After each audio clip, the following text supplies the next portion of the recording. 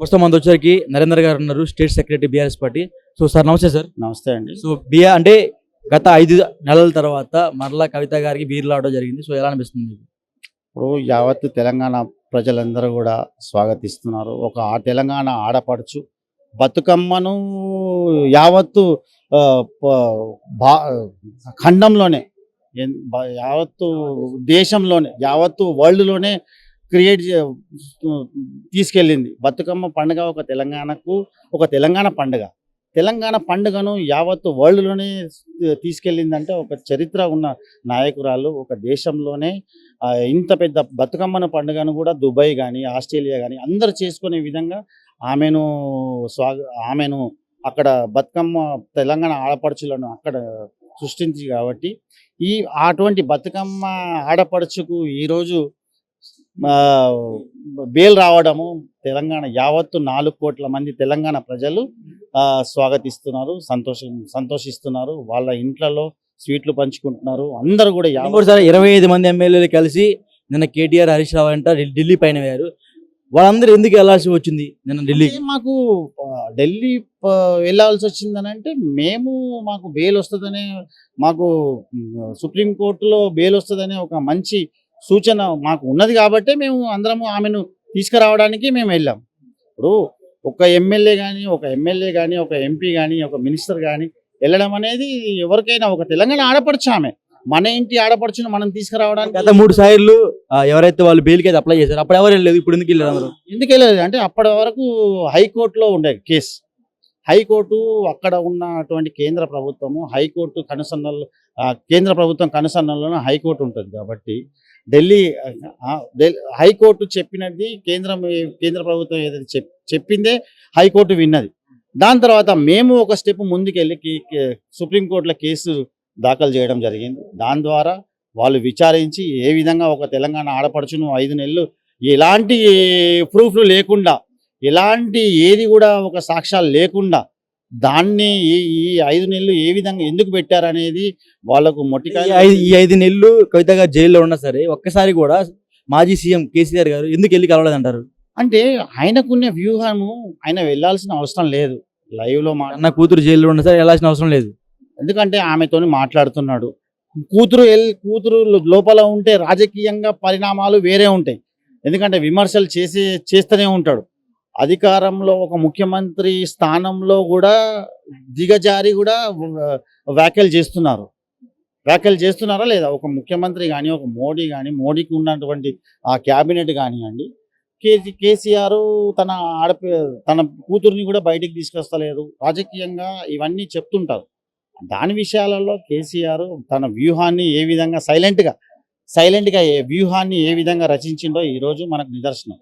5 నెలల్లో ఒక కేజ్రీవాల్ అనే మనీష్ సిసోడియా 100 సంవత్సరంన్నర జైల్లో ఉన్నాడు. ఇప్పుడు మీరు కేజ్రీవాల్ పేరు అన్నారు కాబట్టి చెప్తున్నా, లాస్ట్ టైం కూడా కేజ్రీవాల్ గారికి బెయిల్ వచ్చింది, మళ్ళీ వెంటనే లోపలేశారు. ఇప్పుడు కూడా కవిత గారికి బయటకు వచ్చారు, మళ్ళీ వెంటనే లోపలేస్తారంటారా? అటువంటిది ఏమి లేదండి. షరతు మీద బెయిల్ వచ్చింది, దానికి విచారణలో భాగంలోనే ఉంటారు. మళ్ళీ ఎందుకు వేస్తారు దాన్ని? సుప్రీంకోర్టు లాస్ట్ టైం సేమ్ ఇదే జరిగింది. కేజ్రీవాల్ కూడా బయటకు వచ్చారు, వచ్చిన వారం రోజులు మళ్ళీ ఇంకొక సిబిఐ కేసు విచారణ భాగంగా మళ్ళీ జైలు తీసుకెళ్ళి దానికి సేమ్ ఇలానే కవిత గారికి కూడా జరుగుతుంటారా? సిబిఐ కానీ, ఈడీ కానీ, బోడీ కానీ ఇప్పుడు ఇవన్నీ మోడీ కనుసన్నల్లో నడుస్తున్నాయి. ఇలా ఈడీ బోడీ అన్నందుకు లాస్ట్ టైం కవిత గారిని అరెస్ట్ చేశారు అంటారు, దాని మీరే ఉంటారు కదా. ఇవన్నీ మోడీ కనుసన్నల్లో నడుస్తున్నాయి.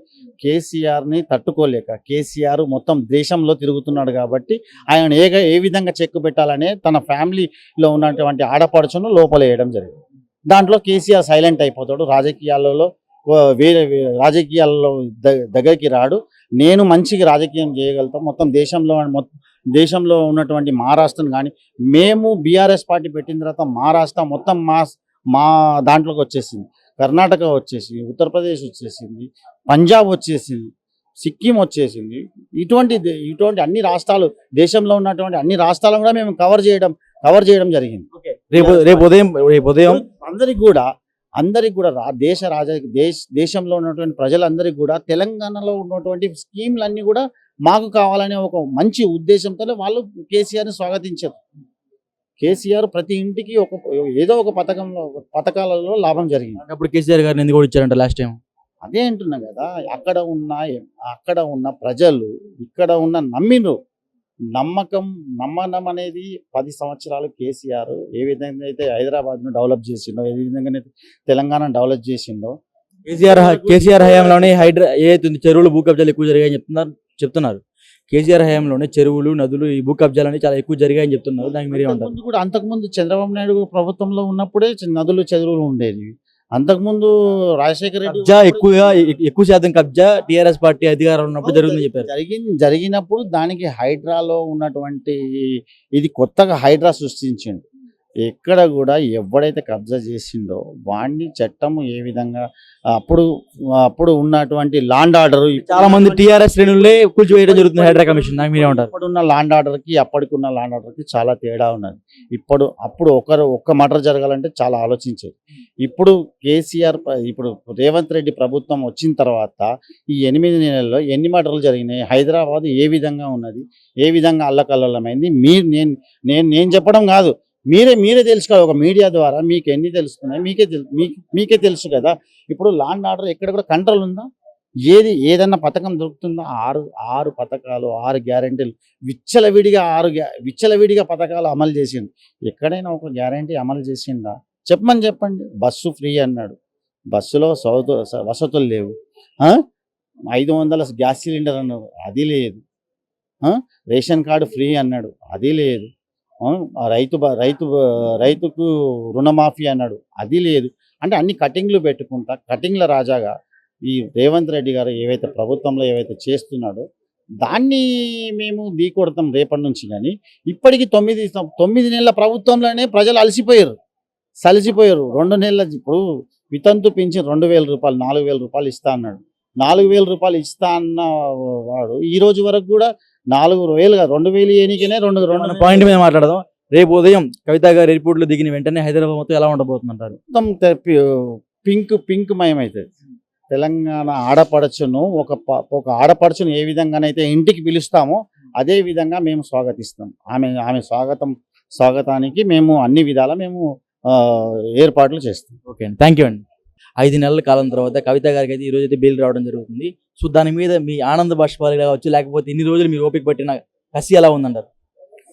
151 days అయింది. చాలా దుఃఖం ఉంది. కవిత మీద ఇన్వాల్వ్ లేదు. ఈ పొలిటికల్ రివెంజ్ ఉంది. ఇది పార్లమెంట్ ఎలక్షన్లో గెలవాలి అంటే పొలిటికల్ రివెంజ్ చేశారు. కవిత అమ్మ తెలంగాణ స్ట్రాంగ్ పిల్లర్ ఉంది. అంటే కవిత గారు అరెస్ట్ అయిన తర్వాత కేసీఆర్ గారు కొంచెం అలసిపోయినట్టుగా, లేకపోతే పూర్తి స్థాయి రాజకీయాలకు రాలేకపోతున్నట్టు ఉన్నారు. అందరూ అంటే మా బిడ్డ ఇట్లా జైలు పోతాడు, దుఃఖం అయితే లేదు.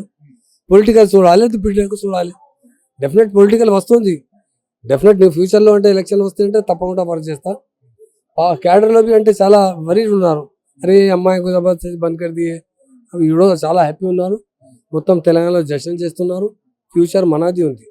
కేసీఆర్ గారు సెకండ్ మహాత్మా ఉన్నారు. ఆయన గాంధీజీ ఎట్లా ఉందంటే తెలంగాణ కోసం ఆయన అంగ్రేజంకు దూరం చేసిన ఇండియాకు ఇండిపెండెన్స్ వచ్చింది. మన దగ్గర ఆంధ్ర బ్రదర్స్ మనది ఉంది. ఆయన దూరం లేదు. మరి పవర్ ఆయన దగ్గర ఉంది, బడ్జెట్ ఆయన దగ్గర ఉంది. మన దగ్గర ఏం ఖర్చా చేయలేదు. కేసీఆర్ గారు 14 years పోరాటం చేశారు. 2009లో ఆమరణ నిరాహార దీక్ష కూర్చోాలంటే కేసీఆర్ గారు ఉన్నారు.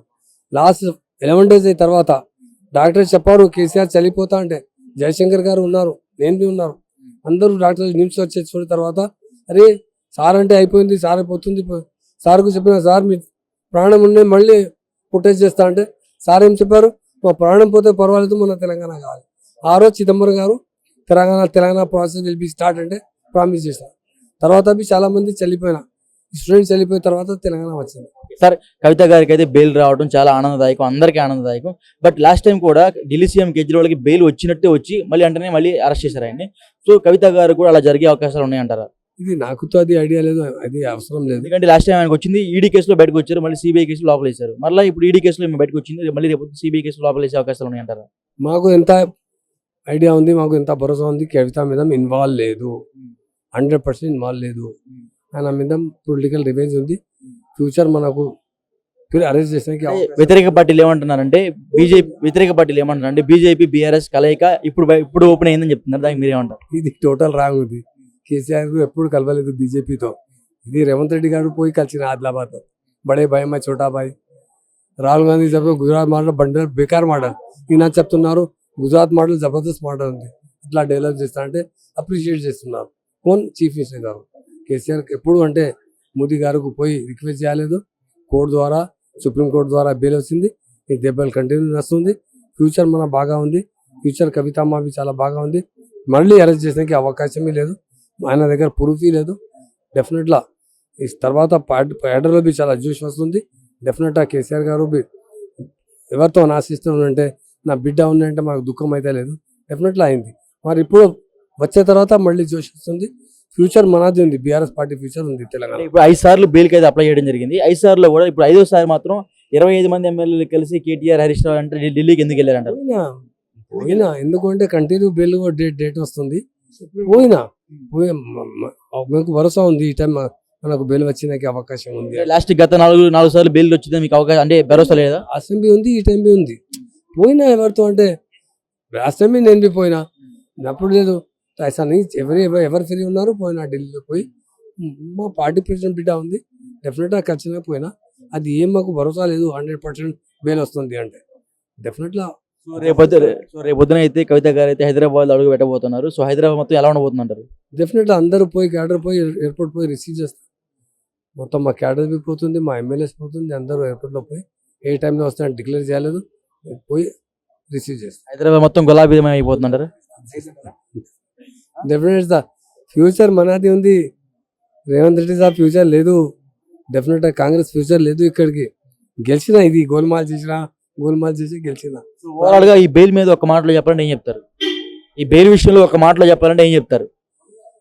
మాకు జ్యుడిషియల్ కు థ్యాంక్స్ చెప్తున్నాను. ఎందుకంటే జ్యుడిషియల్ ఉంది, జ్యుడిషియల్ మనకు జస్టిస్ అయింది.